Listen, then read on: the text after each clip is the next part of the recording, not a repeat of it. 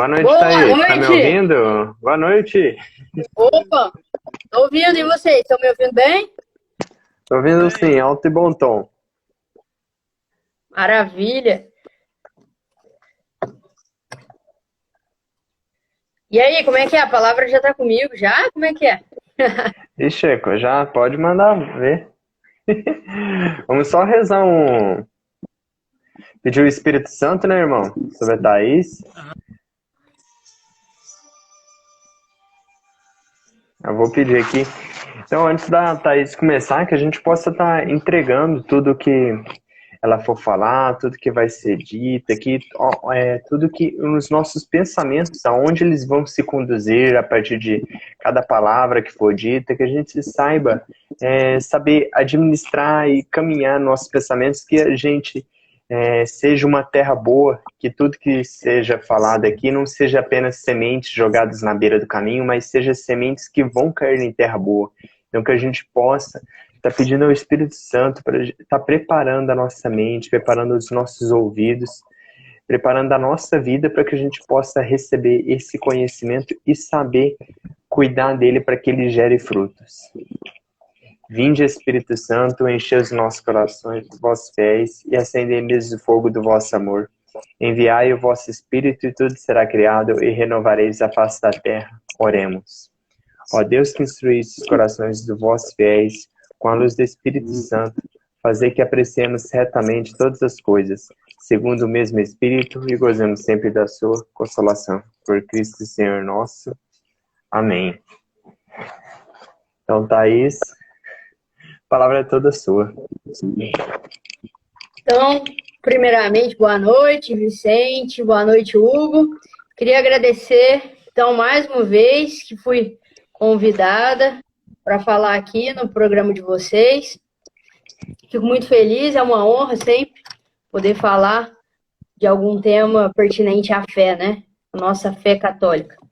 E então hoje o Vicente me convidou para falar acerca da devoção do Sagrado Coração de Jesus e do Imaculado Coração de Maria.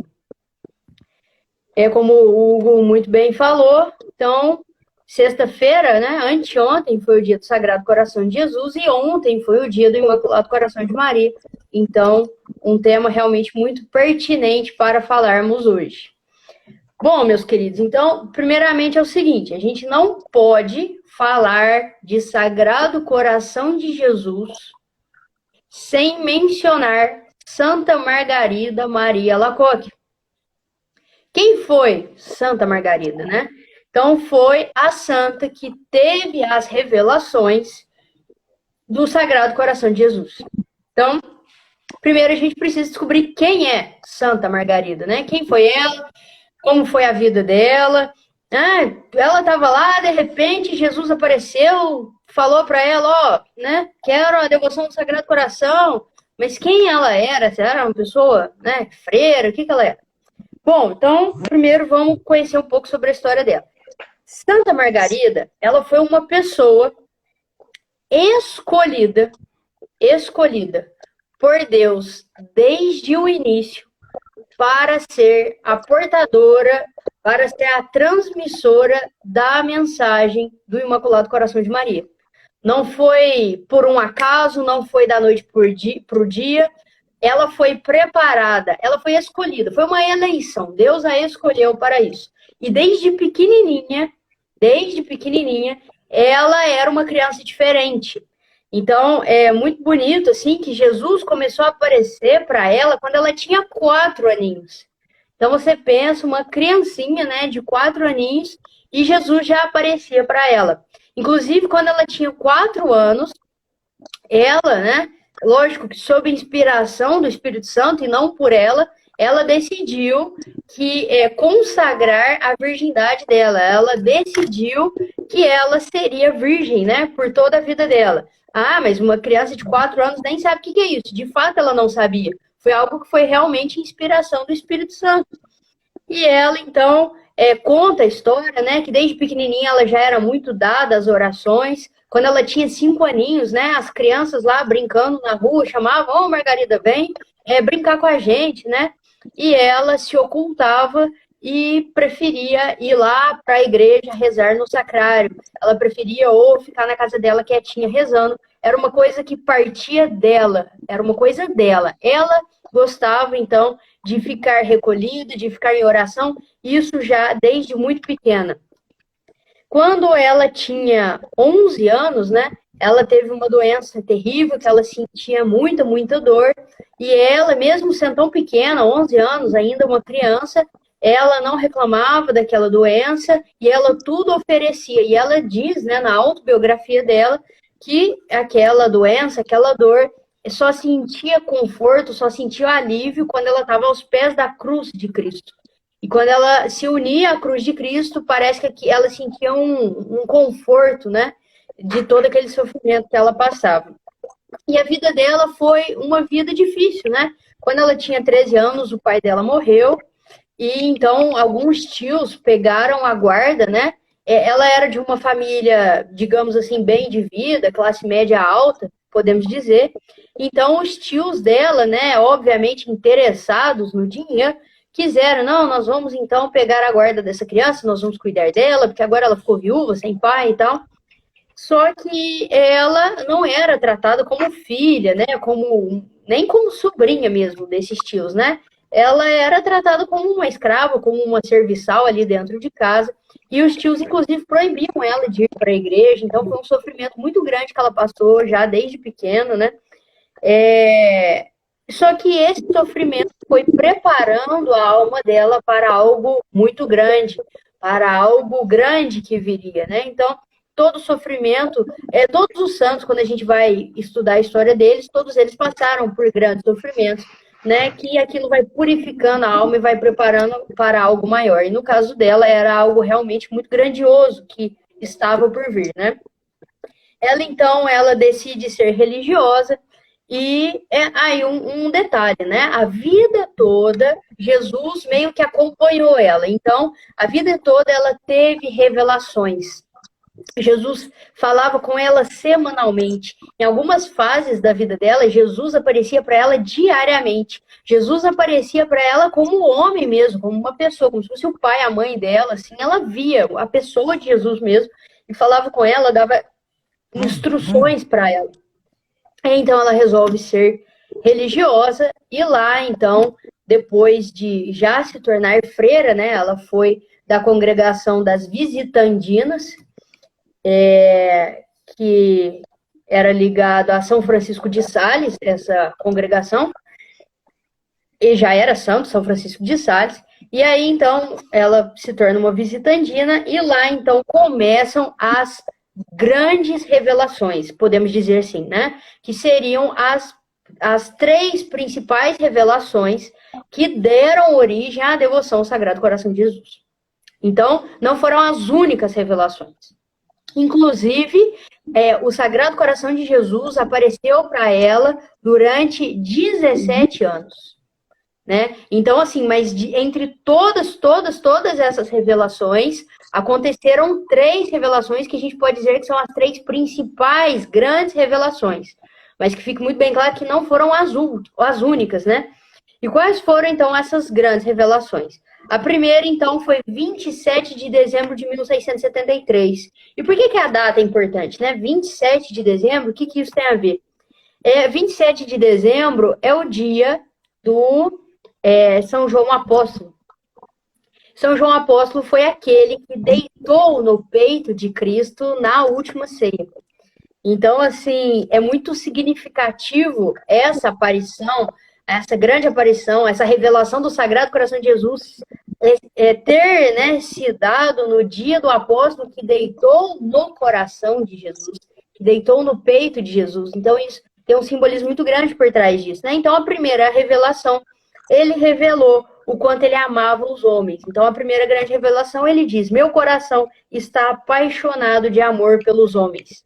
Então, ele aparece, faz então essa grande revelação e fala que o amor, né, dele pelos homens era algo tão grande, tão grande, tão grande, que não cabia no peito dele, não cabia dentro do peito dele, e por isso ele aparece com o peito rasgado. E por isso a imagem, né, eu tô até usando aqui a camiseta do do Sagrado Coração de Jesus, por isso a imagem dele com o coração à mostra, porque ele diz, o meu amor por vocês, né, o meu amor pelos homens é algo tão grande que esse amor não cabe dentro do meu peito, e por isso meu peito está rasgado, né, porque não cabe tanto amor. Essa é a grande primeira revelação. Depois, um ano depois, acontece a segunda grande revelação, mas durante todo esse tempo ele continua aparecendo para ela, e a segunda grande revelação ele diz, né, é uma continuação da primeira. A primeira ele fala, eu amo vocês demais. Meu coração não cabe no meu peito de tanto que eu amo vocês, de tanto amor. Mas, aí vem a segunda revelação. Porém, não sou amado. Eu não sou amado. Eu amo, mas não sou amado. Não é recíproco.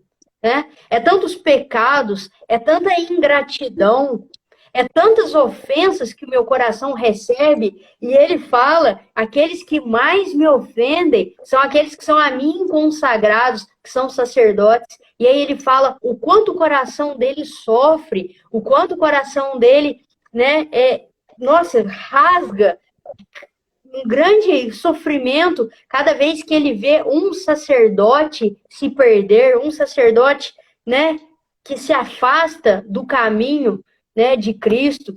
Então ele fala que isso é uma grande ofensa, né, para ele, tanto dos sacerdotes quanto das religiosas consagradas. Ele falou que essas eram as maiores ofensas. Quem mais o ofendia eram aqueles que eram a ele consagrados. E ele fala, eu preciso que vocês reparem todo essa dor que vocês estão causando no meu coração. E ele fala, a dor que o pecado causa no meu coração é maior do que a dor que eu passei lá na cruz de Cristo. É pior, a dor que eu passei lá na cruz, e quem viu o filme Paixão de Cristo do Mel Gibson, sabe que o negócio foi terrível, né? Foi uma dor imensa, foi chibatadas terríveis, a coroa de espinho, foi tudo muito sofrido, muito doloroso. E ele fala, aquilo tudo que eu passei, sabe aquilo? Então, não é nada comparado ao quanto o meu coração sofre de dor quando eu vejo as almas se perderem, pecando, principalmente os sacerdotes e os religiosos. E eu preciso que vocês rezem, eu preciso que vocês façam penitências, que vocês reparem o meu coração, né? O que seria essa reparação? A gente pode dizer, né? É como se fosse assim, vamos imaginar, né? Uma suposição assim, imagine assim que alguém, Deus me livre, cuspa no rosto da sua mãe. Então começa a cuspir no rosto da sua mãe. E você, né, tenta ali de alguma forma, desesperadamente, querendo agradar ela, né? Não, mãe. Você vai lá, passa o papel, tira aquele suor, aquele cuspe, aquela baba do rosto dela, tira e fala, não, mãe, deixa, né, eu te dar um agrado, dar um abraço, dar um beijo no rosto, né, porque você fica indignado com aquilo que outra pessoa fez com a tua mãe, né. Então seria mais ou menos isso a reparação, da gente querer consolar Jesus, haja vista quantas pessoas que estão o ofendendo, que estão fazendo com que ele sofra mais do que na própria cruz. Então, essa é a grande segunda revelação, né? Então, a primeira, eu amo vocês. A segunda, não sou amado. Não é recíproco, né? E aí, então, vem a terceira grande revelação. E aí, a terceira já é um pouco mais difícil, né? Porque ele chega para Santa Margarida e diz, quero que haja uma festa em toda a Igreja Católica, né, em louvor ao Sagrado Coração de Jesus. Agora vocês pensam, né, coitado, uma monja, né, fechada lá, muito, né, quieta na dela, muito interior, gostava de ficar lá quietinha, rezando, como que ela ia conseguir isso, né? Uma festa, e olha que Jesus pediu para ela, que a igreja do mundo inteiro tivesse, então, uma festa em honra ao seu Sagrado Coração. E ela, assim, não tinha nenhum contato com o Papa, né? Não era uma coisa assim, deixa eu mandar um WhatsApp aqui pro Papa e falar, pediram aqui, né? Então, era algo realmente muito difícil. Então, e ela, né? Ela não tinha nenhum contato, assim, com o grande, alto clero, né? Ela era, coitada, humilde ali no seu mosteiro, quietinha, né? Então, ele pede isso para ela. Só que aí ela conversa com o padre, diretor espiritual dela, ela conversa também com duas madres superiores lá no convento dela, E eles abraçam essa causa, né? Eles abraçam essa devoção, e eles se tornam apostolados também, apóstolos do Sagrado Coração, até que essa devoção vai crescendo, crescendo, crescendo, e chegam e pedem para o Papa, e o Papa fala, não, eu não vou instituir essa solenidade, vamos esperar essa festa, né, começar a ficar mais conhecida. Ninguém conhece, como é que eu vou instituir uma festa que poucas pessoas conhecem, né? Eu quero que essa festa se espalhe. Então, com o passar dos anos, essa devoção vai se espalhando, outros bispos começam a celebrar o Sagrado Coração de Jesus, vai crescendo, crescendo, até que o Papa Pio IX institui essa solenidade, né? Então, o Papa Pio IX instituiu a solenidade. Mas depois, é muito bom falar que o Papa Pio XII, ele escreveu uma encíclica sobre a devoção do Sagrado Coração de Jesus, Papa Pio XII. E nessa encíclica ele fala sobre dois principais erros, né, com relação à devoção do Sagrado Coração de Jesus. O primeiro grande erro é achar que são apenas práticas exteriores. Ah, o que é devoção ao Sagrado Coração? Ah, vai lá na 9 primeiras sextas-feiras do mês e pronto, ó, tua alma já está salva de boa. Né? Não é só práticas exteriores, né? Existe a prática interior que o meu coração deve ter de querer amar a Cristo a ponto de consolar Ele de todas as injúrias que Ele sofre todos os dias por cada pecado que é cometido, né, pela humanidade. Então, a gente precisa ter essa prática, essa vivência interior. E outro erro que o Papa Pio XII fala é que ele fala desse jeito, a encíclica, achar que é uma devoção apenas para senhorinhas, para mulheres, né? Ah, o que é Sagrado Coração de Jesus? Ah, aquelas velhinhas lá, que põem uma fita vermelha lá, só tem mulher, velhinha, tudo idosa. Eu, daqui 50 anos, eu vou fazer parte do postulado da oração, né? Eu ainda só tenho 28 anos, deixa eu ter 78 que eu entro. Então, assim, e a gente acha, então, que só elas têm a devoção, sendo que todos nós somos chamados a ter a devoção ao Sagrado Coração. Não que a gente tenha que entrar no apostolado da oração, né? Mas a gente a gente deve exercer essa devoção, mesmo sem participar do apostolado, né? Então, é muito importante isso, né? E aí, o Papa Pio XII também fala que essa devoção ela não é uma devoção opcional. O próprio Jesus falou isso para Santa Margarida Maria, né? Ele falou assim, é um último esforço para salvar as almas. Ele fala isso. É o meu último esforço para salvar as almas. Gente, então a gente tem que levar isso em conta, né? Nós precisamos, sim, aderir a essa devoção do Sagrado Coração de Jesus. E aí eu preciso falar uma outra coisa muito, muito importante, aí já é uma coisa mais histórica, né? Mas que é essencial, que a gente pode considerar como quarta grande revelação que aconteceu. Jesus, então, pediu para que ela, Santa Margarida, conseguisse que o rei da França consagrasse a França ao Sagrado Coração de Jesus. Na verdade, ele pediu 5 coisas. Olha o que o rei teria que fazer. Primeiro, o rei teria que construir uma capela do Sagrado Coração de Jesus dentro do palácio lá, Palácio de Versalhes, que é onde o rei ficava. Segunda coisa, ele tinha que construir uma grande capela no monte mais alto da França. Terceira coisa, ele tinha que consagrar a si mesmo e a França ao Sagrado Coração de Jesus. Quarta coisa, ele tinha que colocar o símbolo do Sagrado Coração de Jesus na bandeira da França. E a quinta coisa, conseguir do Papa uma festa. Até então não tinha a festa do Sagrado Coração de Jesus, né? Então ele pede, o próprio Cristo pede para Santa Margarida Maria Alacoque que consiga essas 5 coisas do rei da França. O rei da França, naquela época, era o Luís XIV. Luís XIV era um rei extremamente devasso, gastava dinheiro, que tinha muito luxo, muita pompa, baderna, bagunça, mulherada. E aí ela vai e pede, então, chega para o Luís XIV e pede, olha, né, eu tenho aqui um pedido, né, do próprio Cristo. Ele pediu essas 5 coisas e fala para ele. Evidentemente, ele não ouve, ele caga para ela, né? Ele tá nem aí para o que ela pediu e descarta completamente aquele pedido. E uma coisa que eu esqueci de falar, Cristo tinha falado para ela que se o rei fizesse isso, ele ia dar um grande presente para a França. Um grande presente para a França. Ele faz essa promessa, né? Que aconteceria um grande presente. E aí, o Luís XIV não faz. Depois vem o rei Luís XV, ele também não faz a consagração. Vem o Luís XVI, que chega empolgado em fazer isso, né? Ele fala, não, vou fazer essa consagração, mas ele fica adiando, não tem isso como prioridade no seu governo, né? E aí acaba que estoura a Revolução Francesa, o rei Luís XVI é guilhotinado e ele não faz nenhuma dessas 5 coisas que o Sagrado Coração de Jesus tinha pedido.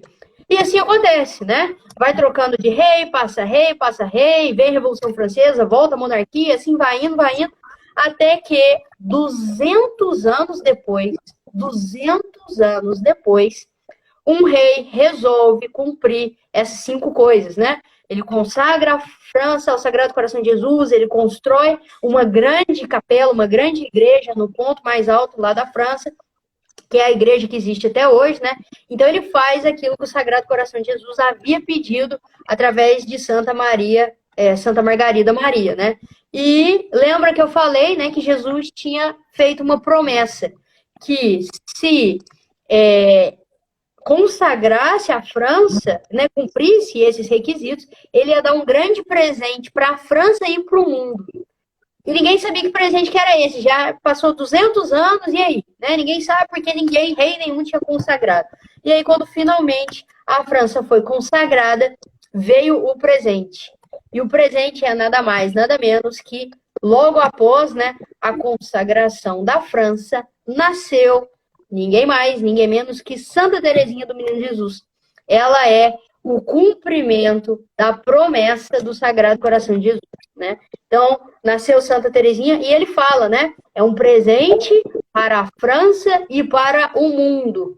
E o presente para a França e para o mundo foi Santa Teresinha do Menino Jesus. Esse foi o presente que Jesus deu pela consagração ter sido realizada, né? Demoraram 200 anos para fazer isso. Inclusive, né, se eles tivessem feito na época que deveria ser feito, não teria tido, né, todas as atrocidades da Revolução Francesa, que foi tão ruim, né, e que tem repercussões até hoje. Então, é isso, né? Então, ele, com muito custo, fizeram essa consagração e nasceu Santa Teresinha do Menino Jesus. Bom, mas então nós vemos então que nós devemos ser devotos do Sagrado Coração de Jesus, né? E aí, como que a gente pode ser devoto, então? Primeira coisa é essa devoção interna, né? Essa devoção interna de saber que Deus precisa ser amado por mim. Por quê? Porque eu sei que muitas pessoas não o amam. Eu preciso consolar o seu coração, que tanto sofre com tantas e tantas pessoas que estão pecando nesse momento. Quantas pessoas que vocês acham que estão cometendo um pecado nesse momento? São milhares, milhões, sei lá, talvez bilhões de pessoas que estão nesse momento cometendo um pecado mortal, ofendendo gravemente, crucificando Jesus novamente, fazendo ele passar por dores piores do que a cruz. Então eu preciso ter a intenção de desagravar esse coração através das minhas ações, das minhas orações, pedir isso, né, pela reparação. Senhor, eu sei que nesse momento tem muitas pessoas cometendo pecados mortais e que estão novamente crucificando o Senhor, estão novamente rasgando o teu coração. Então eu quero, nesse momento, né, oferecer essa palestra que eu estou dando aqui em reparação, de uma pequena forma de divulgar para poucas pessoas que estão aqui, mas divulgar a devoção do Sagrado Coração, para com isso reparar, né, todas as ofensas que o Senhor recebe. Então é assim que a gente vai procedendo. Então precisa partir de uma devoção primeiro interna e depois quais são os atos que ele pede, né? Ele pede a hora santa. O que é a hora santa? É toda quinta-feira, né, das 11 da noite à meia-noite, fazer um momento de oração. Toda quinta, das 11 à meia-noite. Thaís, mas por que na quinta? Por que das 11 à meia-noite? Porque foi na quinta-feira das 11 à meia-noite, que Cristo estava lá no Horto das Oliveiras, suando sangue. E muita gente fala, por que ele suou sangue? Porque ele estava morrendo de medo, porque ele sabia tudo aquilo que ele ia passar. Não foi por isso que ele estava suando sangue, né? Ele suou sangue porque naquele momento, isso é relato de santos, né? Que tiveram essa visão. Naquele momento, lá no Horto das Oliveiras, ele suou sangue porque Deus Pai revelou para ele, Jesus Filho, todos os pecados que seriam cometidos em toda a história. Toda a história. Então ele viu, ele teve a visualização lá no Horto das Oliveiras e por isso que ele suou sangue. Não foi de medo de chibatada, nem de medo de crucifixão, nem de medo de soldado romano, né? Foi porque ele viu todos os pecados, todos, que aconteceriam em toda a história. E por isso, então, ele suou sangue. Então, por isso que a gente é convidado a fazer a hora santa, que é, então, toda quinta, das 11 à meia-noite, fazer esse período de oração. Outro ato, então, reparador, né, é a comunhão das 9 primeiras sextas-feiras do mês. Então, toda primeira sexta-feira do mês, você comungar, mas comungar nessa intenção, não apenas comungar, é que essa comunhão seja uma comunhão reparadora, em reparação a tantas pessoas que cometem pecados mortais, tantas ofensas que nosso Senhor recebe, quantos insultos que ele recebe.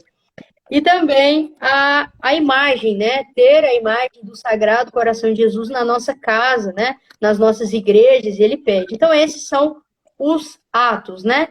Que ele pede. E aí também tem as promessas.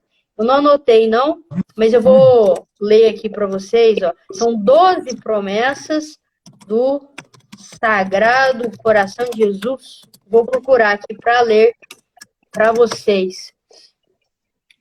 São as promessas, né, para aquelas pessoas que cumprem, então, todos esses atos, né? A hora santa, a comunhão das 9 primeiras sextas, a entronização da imagem do Sagrado Coração na nossa casa. Então, as 12 promessas são: primeira promessa, deixa eu chegar para cá, a minha bênção permanecerá sobre as casas em que se achar exposta a imagem do meu Sagrado Coração. Então, se você tiver a imagem ou o papel, né, ali com o Sagrado Coração de Jesus na sua casa, ele promete que a bênção de Deus permanecerá na sua casa. Depois, segunda promessa, eu darei aos devotos do meu coração todas as graças necessárias ao seu estado de vida, seja religioso, casado, né? Terceira promessa, estabelecerei a paz nas famílias, né, na sua família. Quarta promessa, consolarei em todas as aflições. Quinta promessa, serei refúgio seguro na vida e principalmente na hora da morte.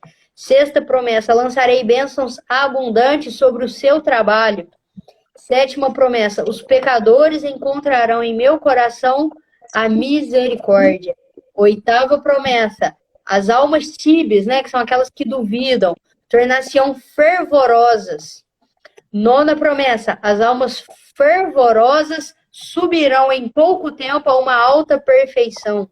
Décima promessa, darei aos sacerdotes o poder de tocar os corações mais endurecidos. 11ª promessa, as pessoas que propagarem essa devoção terão o nome inscrito no meu coração. E 12ª, e acho que a principal, é que a todos que comungarem nas primeiras sextas-feiras de 9 meses consecutivos, darei a graça da perseverança final e da salvação eterna. Só isso que ele promete, só a salvação da tua alma. Só isso, né? Não precisava de mais nenhum. Se tivesse só essa, nem precisava das outras 11 anteriores, né? Então, é isso. É a devoção da comunhão. Não é só ir na missa. É comungar por 9 primeiras sextas-feiras consecutivas, né? E depois, por fim, falando ali muito brevemente sobre a devoção do Imaculado Coração de Maria. Então, foi instituída a festa do Sagrado Coração de Jesus. Quando que é, então, né? É na primeira sexta-feira, depois da oitava de Corpus Christi. Nós que somos mais jovens não entendemos o que é a oitava de Corpus Christi, porque o calendário atual não prevê, né? O que seria a oitava de Corpus Christi? Tem a festa de Corpus Christi Aí, durante 8 dias, a gente continua celebrando o Corpus Christi. Hoje em dia, a gente só tem oitava de Natal e oitava da Páscoa, né?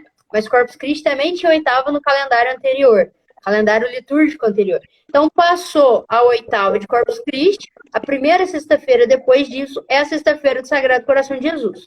E o próximo sábado, né, ou seja, o dia seguinte, é o dia do Imaculado Coração de Maria.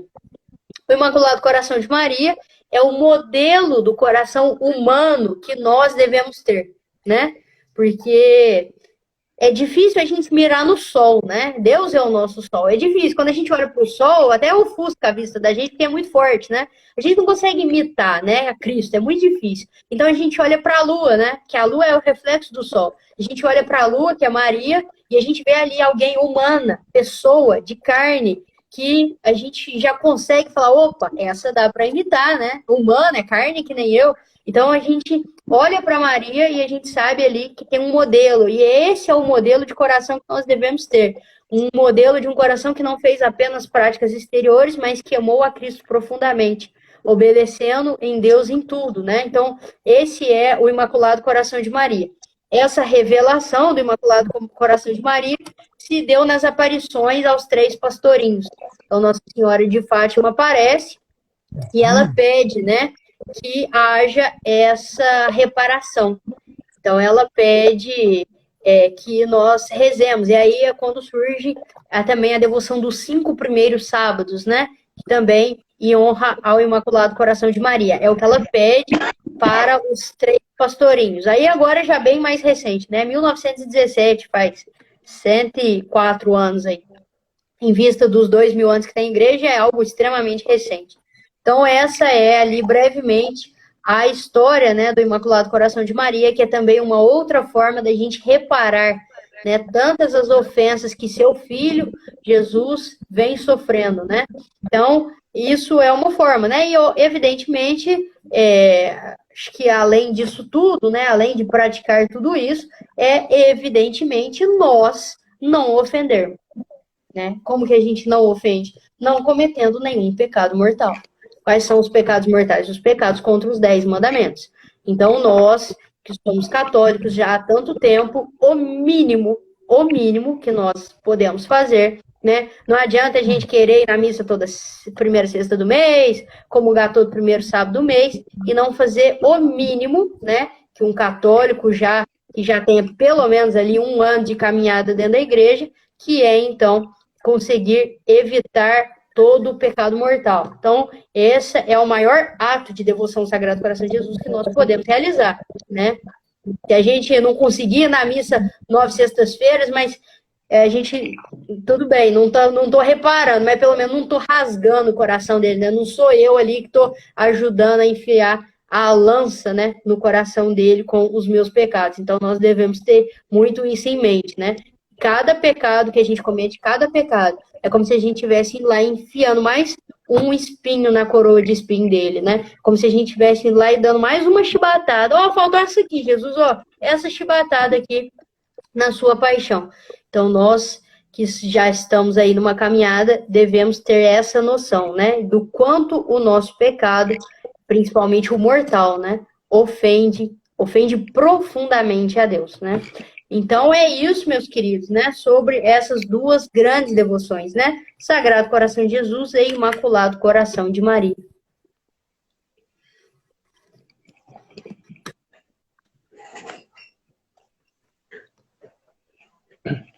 Nossa, Thaís, sem palavras, que incrível. Adorei muito a parte que você fala do sol. Nossa. Essa parte, assim, tipo, a gente não consegue olhar pro sol, mas a gente consegue olhar pra lua. E a gente até pensa, assim, for ver na ciência, o ser humano nunca quis tentar ir pro sol, porque já sabe que o sol é impossível. Onde que o pessoal foi pousar foi tentar pousar na nuvem. Na nuvem, na lua. Exatamente. Nossa, achei Essa é uma comparação de São Luís Maria Grignon de Montfort, ele que fala, né? A gente não consegue olhar para o sol, a gente não consegue imitar a Deus, né? Mas a gente consegue olhar para a lua, que é reflexo disso. Nossa, incrível. Irmão, quer acrescentar alguma coisa? Você tá meio quietinho? Mas depois de uma formação dessa, né? Foi mais do que, né, com esses, mais do que foi muito bem. A gente, né, já queremos agradecer a Thaís, que sempre, né, está disponível, né, aí colaborando, né, é, através da Thaís também. Um abraço lá para sua mãe também, que é uma grande evangelizadora, né, e também para todas, né, as Jufens, né, né,